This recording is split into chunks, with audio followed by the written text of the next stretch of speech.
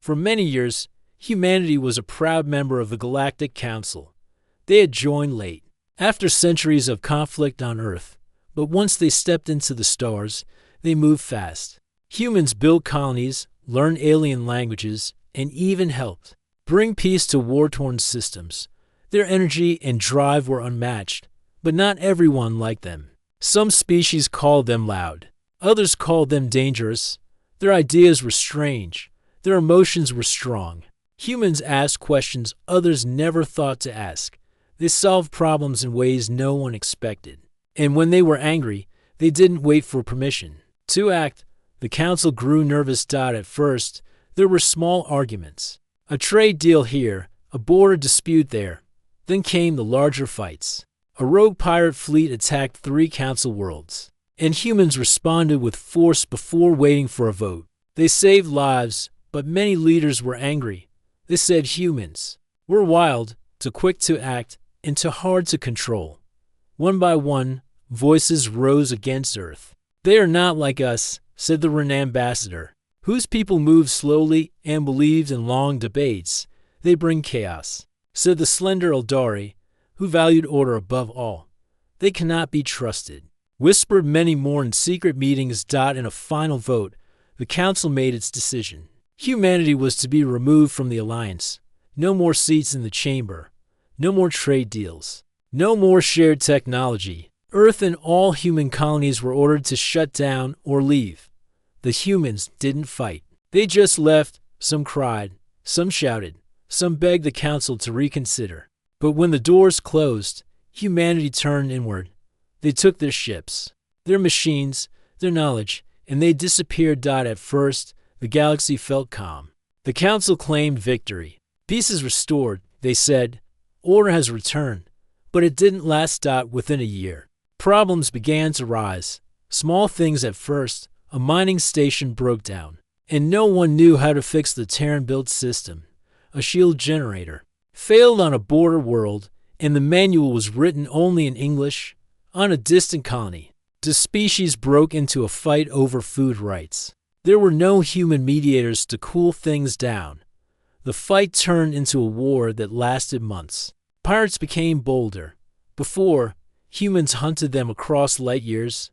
Now, they moved freely. Whole cargo fleets vanished without a trace. The council tried to respond, but their forces were slow and unprepared. Everywhere humans had once helped, trouble followed. Yet the council refused to admit the truth. They said these were minor problems. We will adjust, they promised. The galaxy is better without them.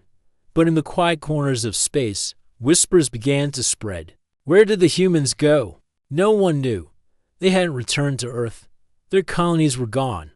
Their signals stopped. It was like they had erased themselves. Some believed they built a new home, far beyond known space. Others said they were preparing for revenge.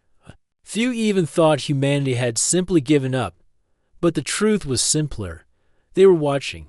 On a small moon beyond the edge of any star chart, inside a hidden base carved into ice and rock. Humans kept their eyes on the galaxy. They listened to council broadcasts. They watched the rise and fall of trade networks. They tracked ships. They studied everything. Commander Drew stood in the center of the control room. His hair was turning gray, and his uniform was old, but his eyes were sharp. He watched the galaxy through a massive screen, arms crossed. They think they're fine, he said quietly. Beside him, a young officer named Mira nodded. For now. She was born after the exile. She had never seen Earth.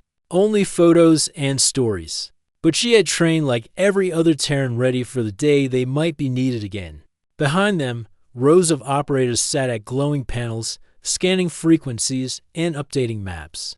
They never interfered. They only observed. Do you think they'll ask for help? Mira asked. Drew didn't answer right away. He watched a red dot flash on the screen. A station offline. Power lost. Signals dead. They won't, he said. Not until it's too late. Far away, on a council world named Sarath Prime. Ambassador Reel stood in a tower of glass and steel. She looked out over the city, where protests had begun to form. Civilians were angry. Power outages, food shortages, broken machines, Rumors of attacks. She turned to her advisors. Send another repair team to the outer districts, she said. We already did, one of them replied. They don't have the knowledge. The systems were human-made, she clenched. Her jaw. It was the same everywhere. So much of the galaxy depended on human work. Their engineers had fixed failing systems. Their doctors had cured alien diseases. Their soldiers had fought for peace. Now, none of them were here. Reel walked to her desk and opened a file labeled Emergency Protocols. Inside, under dust and old codes, was a name she never thought she'd read again. Terran Contact File. Restricted stared at it. The Council had locked all contact channels with humanity. But what if just once she tried? Her finger hovered over the command. Outside her window, thunder rolled across the sky. Something was coming. 2 years had passed since humanity left. The Council still held its meetings inside the Great Chamber. On Aurelian Station, where tall banners of each species hung in silence. Speeches were made, laws were passed, reports were read. But outside the chamber, the galaxy was slowly falling apart. On the desert world of Juna, food factories had shut down. The Council had sent engineers, but the machines were built by Terran hands. No one else understood the system.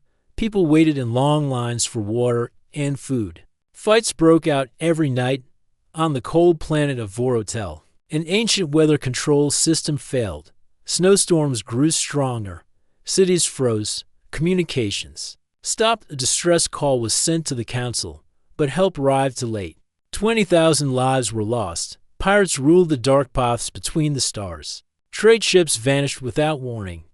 The Council Navy was stretched thin, slow to respond, and poorly equipped. Captains of merchant ships began hiring private guards, many of them trained by humans long ago. And then came something worse. A new threat arrived from deep space. No one saw it coming.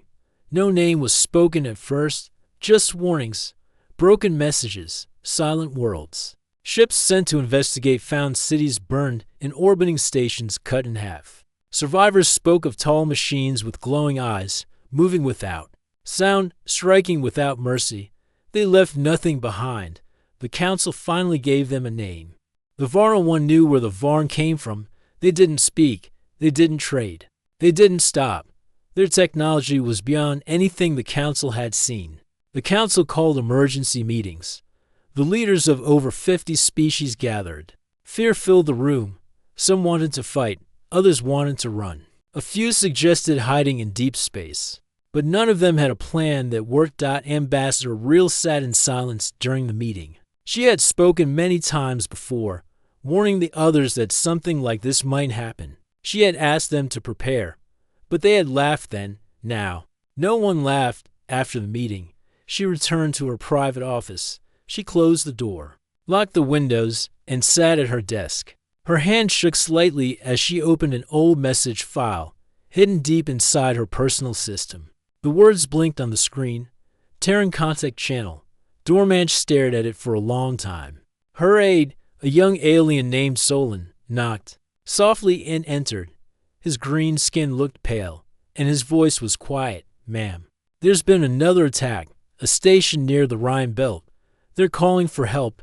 She nodded. Send what we have left, and bring me the old translator. Drive? Solon looked confused. You mean the one for Terran signals? Yes. Now. He left quickly. Reel knew she was breaking Council law. The Terran channels were sealed. All contact was banned. But the Council was dying. The galaxy was breaking apart, and she remembered. The humans. She remembered how they acted when danger came. How they worked day and night without sleep. How they saved lives without asking for thanks. She remembered one man, especially a quiet Terran soldier, who had once stood beside her during a flood crisis on Talmar. He had carried children across broken bridges. He had fixed power lines with his bare hands. His name was Drew. She had never seen him again after the exile, but she remembered his calm voice. No one else is coming, he had said that day. So, we do it ourselves. She whispered those words now, alone in her office. No one else is coming. When Solon returned, she connected the translator and opened the channel. The screen stayed black for a moment. Then came a single line of text. This line is monitored. Identify yourself. Her heart jumped. She typed her message carefully. This is Ambassador Real of the Council. We seek contact with the Terran Command. The galaxy is under threat. We request a meeting. There was a long pause. Minutes passed. Then another message appeared. Request received. Do not move. A response. Will come. Far away, deep in the silent sector, inside the hidden Terran moon base. An alert flashed across the main screen. Commander Drew stepped forward. What is it? He asked. Mira checked the data. Her eyes widened. It's from the Council. They're reaching out. Ambassador Real herself. Drew didn't smile. He didn't frown. He only stood still for a moment, as if remembering something old and painful. They must be desperate, he said. Do we answer? He turned to the others in the room. Some were veterans. Some were too young to remember Earth. All of them looked to him. He nodded. Double quotes, yes. But not here. Prepare a meeting ship. One pilot. One ambassador. No weapons. Mira stepped forward. I'll go. Drew looked at her. You sure? She's asking for help. We should hear her out. He agreed.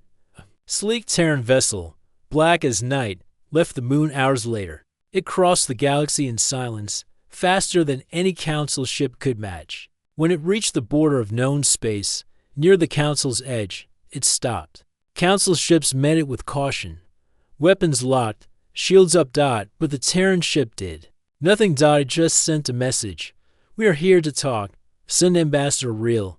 Inside her ship, Real felt the tension in the air. Council officers begged her not to go. Some said it was a trap. Others feared Terran revenge. But she stepped forward. Let them speak. A small shuttle carried her across space. When she entered the Terran ship, she found a quiet room. No guards, no weapons. Just one person. A young woman in a black uniform stood waiting. I'm Mira, she said. You're human. Real said softly. Mira nodded. Yes? And you're asking for help? Real nodded slowly. The Varn are wiping us out. Our systems are broken. We're losing planets. We don't have the people. We don't have the knowledge. Mira listened. Then said only one thing. We warn you. The Council had no choice. After Real's meeting with Mira, a vote was held behind closed doors. Most leaders were still afraid. Some believed the humans would demand control. Others feared they would never return at all. But the truth was clear. The Varn were spreading. Faster. 5 more systems were lost into weeks. Entire planets went silent. The Council's fleets were broken, slow, and without leadership. No plan worked. No alliance could stop what was coming. So a secret mission was formed. Only a few knew about it. Real was placed in charge. She chose her team carefully. 3 officers from different species. A small crew. No weapons. No escorts. Just a single fast diplomatic vessel. Their goal was simple. Go to the silent sector and ask for help. It felt strange to Real. A few years ago, the Council had forced the humans to leave. Now, they were sending someone to beg for their return. The journey began with silence. The silent sector had no communication, no signals, no signs of life. Just dark space and empty stars. Council maps showed nothing. They believed the humans had vanished, but they hadn't vanished. They had hidden. As the diplomatic vessel crossed the last known system, the lights flickered. The ship's computer froze. A soft hum filled the air. Then it appeared. A massive wall of satellites stood before them, stretching across space. They were not armed, but they glowed with quiet power. Each one watched closely. Every movement, every signal, every breath was being recorded. The crew stared in silence. What is that? Whispered Officer Dell, his eyes wide. Real stood slowly. A barrier. The Terrans built it. A message appeared on the screen. You have entered protected space. State your reason. Real stepped forward. This is Ambassador Real of the Galactic Council. We request an audience with Terran leadership. The galaxy is in danger. There was no reply. Then, after a long pause, the message changed. Request acknowledged. Remain where you are. Suddenly, the ship was pulled. Forward. Not by engines, but by invisible force, a tractor field. The crew felt no shaking, no sound. Just motion. They passed through the barriers slowly. Inside, the stars were brighter, cleaner. Energy flowed through the space like a gentle wave. And then, they saw it, a hidden system, not marked on any chart, 4 planets, 2 moons. One large ring station, orbiting a blue-white star. The station was beautiful. Smooth, silver, shaped like a circle with arms stretched outward. It shimmered like water. The Terran vessel brought them close. "Prepare to dock," said the ship's computer. Rill took a breath. Her hands were shaking. She had spoken before, hundreds of liters, but this moment felt different. They docked without a sound. Doors opened. No guards waited, only one man. Commander Drew stood at the entrance in a dark uniform with a silver badge. He looked older than Rill remembered. His hair was fully gray now, but his eyes were still sharp. "Welcome," he said. Rill stepped forward. "Commander Drew, I wasn't sure if you'd remember me." "I do." She paused. "Thank you for allowing us in. We allowed you in because we were listening and watching. You were honest. That matters." He turned and led them down a clean hallway, lined with lights and windows that looked out into the stars.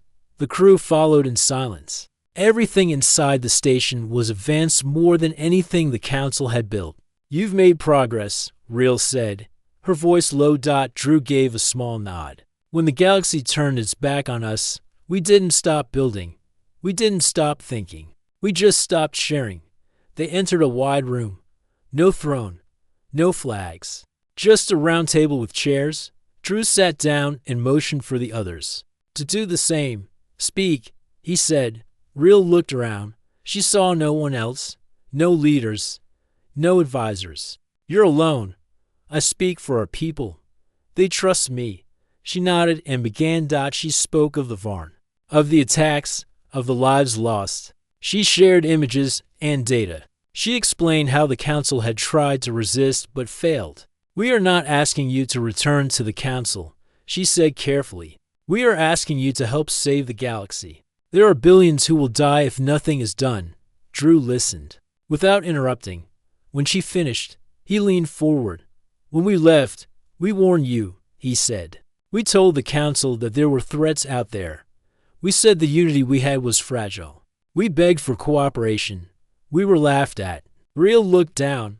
"I know, and I can't change the past, but I can ask for a future." Drew stood and walked to the window. Outside, Terran ships moved like shadows, fast, silent, ready. "You want help, but why should we return?" he asked. "To be used again, to be cast out once the danger is gone." "No," Rill said firmly. "Not as soldiers, not as tools, as allies, or even just as neighbors. Help us because no one else can." Drew looked at her for a long moment. "You believe that?" "I do." Behind her, the crew sat still, unsure of what would happen next. Then Drew spoke again. "Wait, here. I'll give you our answer soon." He walked out, leaving the room in silence. The crew looked at Rill. Officer Dell spoke quietly.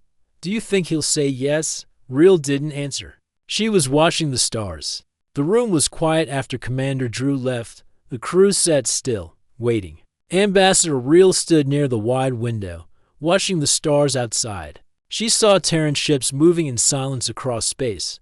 Their design was smooth and advanced. They had no visible weapons, yet they looked powerful. Officer Dell broke the silence. "What do you think they'll decide?" Rill didn't turn around. "I don't know, but I believe Drew is listening." He had changed since the last time she saw him, older, colder, but still strong. When he looked at her, she could see the weight he carried, the weight of betrayal, the pain of being forced out after all humanity had given to the galaxy. After some time, the door opened again. Drew returned. He wasn't alone. 3 more Terrans entered behind him. One was a woman with dark eyes and silver bands on her uniform. Another was a young man with a data tablet. The third was a quiet engineer with oil-stained gloves. Drew nodded to Rill. "These are my visors. We've reviewed your request." Rill stood straight. "And your answer?" Drew looked at her calmly.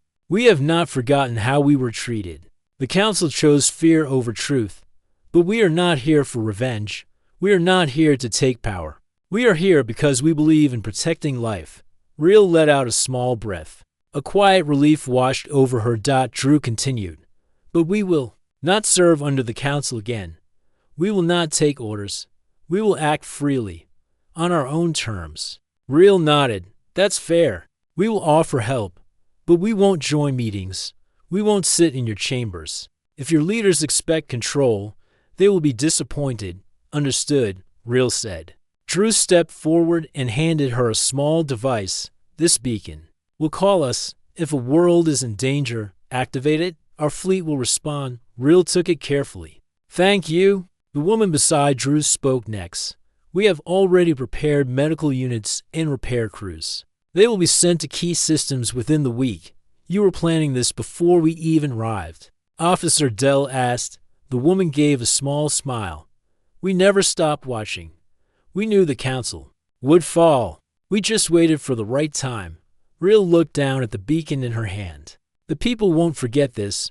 We don't want them to forget, Drew said. We want them to remember who stood up when it mattered. He turned to Mira, who stood quietly in the corner. He escorted the ambassador and her crew back to their ship. Send supplies with them. Let them see we are serious. Yes, sir, Mira said. Real followed her through the hallway once again. This time, she noticed more.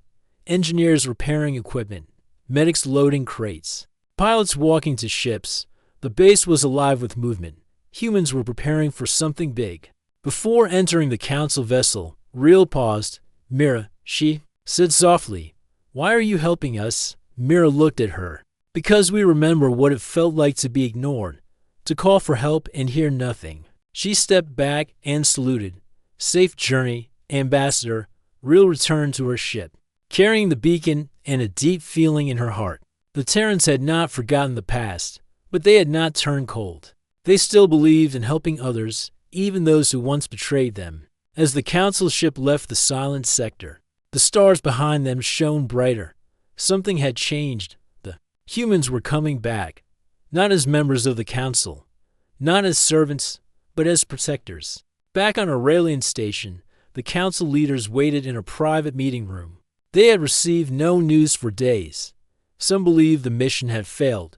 Others hoped for silence, thinking the humans would stay away. When Real entered, all eyes turned to her. She placed the beacon on the table. The Terrans have agreed to help, she said clearly, but not under our command. They will act as a separate force. They will not answer to this Council. Murmurs filled the room. Some members looked angry. Others looked afraid. The Council cannot allow a rogue army to move freely, said one elder. They are not a rogue army, Real replied. They are the reason half of your planet survived last year. They are the reason the Varn have not reached your homeworlds. Silence returned. Another member spoke. What do they want in return? Nothing, Real said.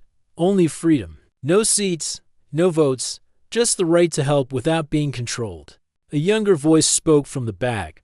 Then let them help. We have no choice. Slowly, heads began to nod. A new chapter was beginning. On a faraway world called Renos, the people were starving. Their sun was dim. Crops had failed. Their power stations had broken down weeks ago.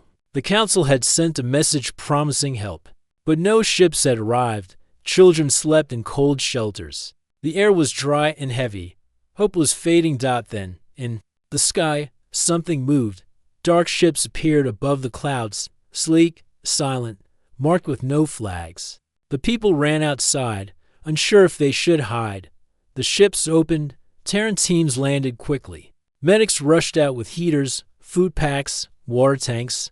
Engineers set up new power units. Within hours, lights returned to the cities. Fields were restored with soil machines. A child looked up at one of the humans and asked, "Who are you?" The soldier knelt down and smiled. "We're from Earth. We came because you needed us." The word spread fast. Humanity has returned. And this time, they were not asking for permission. They were acting. Deep inside the Terran command station, Commander Drew stood in front of a large screen. Behind him, Mira and several officers watched quietly. The screen showed news reports, council broadcasts, and distress signals from across the galaxy. The Varn were spreading. Whole systems had gone silent. Some colonies were lost in less than a day. Mira spoke first. It's getting worse. The Varn destroyed to more outposts near the northern rim. No survivors. Drew nodded without emotion. And the council? They're still slow. Too many meetings. Not enough action. He turned away from the screen. His voice was calm but heavy. Then it's time we decide. Do we step in fully, or do we continue watching? The room was quiet. A gray-haired engineer spoke up. They pushed us out, threw us away like we were nothing. Now they cry for help. A medic beside her added, I lost my brother during the exile. He served the council for years. They didn't even send a goodbye message. One of the younger pilots, barely out of training, said, but it's not the people who betrayed us. It was their leaders. That made the others stop and think. Drew looked at them all. This isn't about the council anymore. This is about saving lives. We can turn our backs and let the galaxy burn. Or we can do what humans do best. Mira stepped forward. We protect, no matter what. A slow nod moved through the room. Drew gave a small smile. Then we return. But not as their soldiers. We return as Terrans, as free people. And we help on our terms. The decision was made. The room turned to action. Within hours, Terran bases across the silent sector came alive. Shipyards worked without pause. Drones carried supplies. Medical teams prepared for long missions. Repair crews loaded machines into cargo holds. Soldiers checked armor and gear, not for war but for rescue. There were no songs, no speeches, no celebration. Only quiet determination. Humanity had waited in silence for years. They had watched the galaxy fall apart. They had been forgotten, blamed, feared. But now, they were needed, and that was enough. On the storm-covered world of HFY, dark clouds rolled across ruined cities. The Varn had landed 3 days ago. The sky was filled with ash. Fires burned in the distance. Civilians hid in underground shelters, waiting for help that never came. Until a shadow passed overhead. A sleek black Terran ship broke through the clouds. It hovered above the city center, then lowered quickly. People looked up. Some feared it was another Varn attack. But then the doors opened. Human soldiers in gray and blue stepped out, carrying supplies and tools. Medics rushed toward the shelters. Drones flew through the streets, scanning for survivors. Power units were deployed and lights returned in the dark tunnels. One child whispered to her mother, "Is it the council?" "No," the mother said, tears in her eyes. "It's the humans." People stepped out slowly, confused and afraid. A tall soldier removed his helmet and raised his hand in peace. "We're from Earth. We heard your call." He gave the child a warm meal and a blanket. Hope returned to HFY. News of Terran help spread quickly. On mining colonies, humans repaired broken gravity fields. On ocean worlds, they stopped floods using force barriers. On cold moons, they restarted heating plants and planted food domes. They didn't wait for permission. They didn't ask for rewards. They just worked. Some council leaders protested. They are breaking our protocols. They are moving too freely. They are not part of us anymore. But most people didn't care. Civilians on dozens of planets raised banners that said, "Thank you, Terrans." Some even called it the return of the Guardians. Back on Aurelian Station, Ambassador Real watched the reports with quiet pride. She had taken a risk by reaching out. Many had doubted her. Some still did. But now even her enemies couldn't ignore the truth. Humanity had returned. She stood before the council again. The Terrans have done more in 1 month than we have in a year. Our laws and meetings are slow. Their actions are fast and focused. We must accept the new balance. A few council members still grumbled, but others began to agree. One elder stood. "Perhaps we made a mistake." Real nodded. "It's not too late to fix it. Not by dragging them back into our system, but by respecting their independence, by learning from them." The council fell into silence, not in anger this time, but in thought. Meanwhile, on the Terran command ship Unity, Mira stood at a large map with Drew. Red marks showed Varn attacks. Green lights showed where human teams had responded. There are still many worlds waiting, Mira said. We'll reach them, Drew replied. A soft beep came from the console. A new signal. A planet called Telrose Prime had just gone dark. Drew stared at the screen. It's time we show the Varn we're not afraid. Mira looked at him. Do we fight them now? He answered with steady eyes. Only if we have to. But we protect the people. That's our mission. A group of Terran ships turned toward Telrose Prime. Fast, silent, ready. Humanity had made their decision. They would not rule. They would not beg. They would protect. Because that's what they were made for. The Terran ships moved quickly through space. Their black hulls cut smoothly through the dark stars. Inside the command ship Unity, Commander Drew stood at the bridge, watching the screens. A new alert flashed. Telrose Prime has gone dark, Mira said quietly beside him. The planet was important. It was a hub for trade and culture in the outer systems. Losing it to the Varn would be a heavy blow. Drew nodded. Prepare the fleet. For immediate deployment, the Terran ships left faster than any Council vessel could follow. They did not announce their arrival with fanfare. Instead, they appeared where help was needed most, like shadows in the night. When they reached Telrose Prime, the damage was clear. The skies were gray and thick with ash. Cities were in ruins. Fires burned across many areas. The Varn machines had struck hard.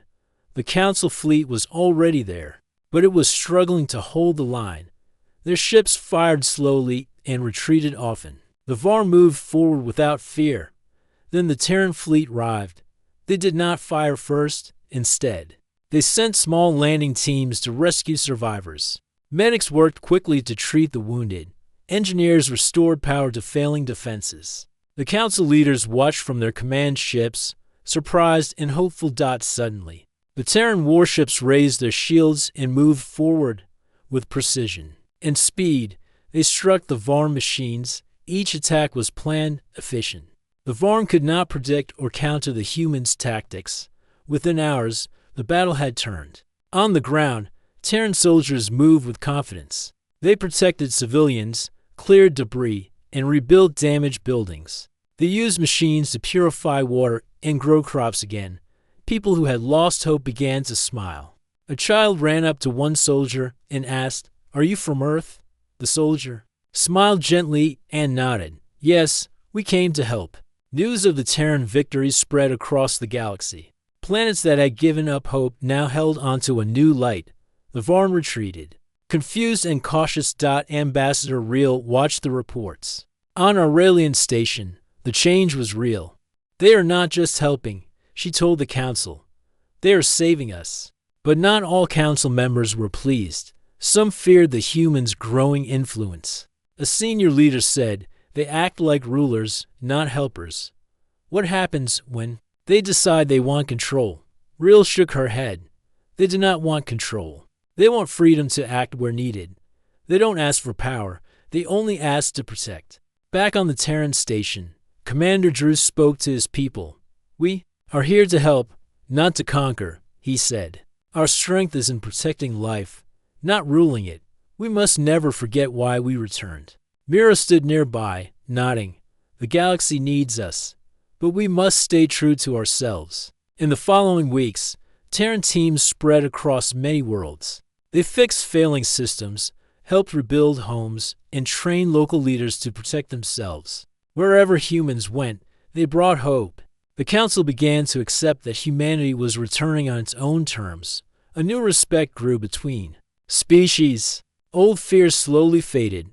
On a distant planet, a small ceremony was held. The people thanked the Terrans for saving their home.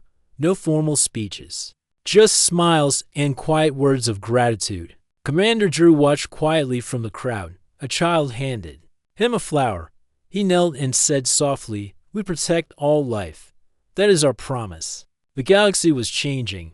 Humanity was no longer just a member of the Council. They were a new force, free, strong, and ready to face the future. The return of humanity was not just about power. It was about hope.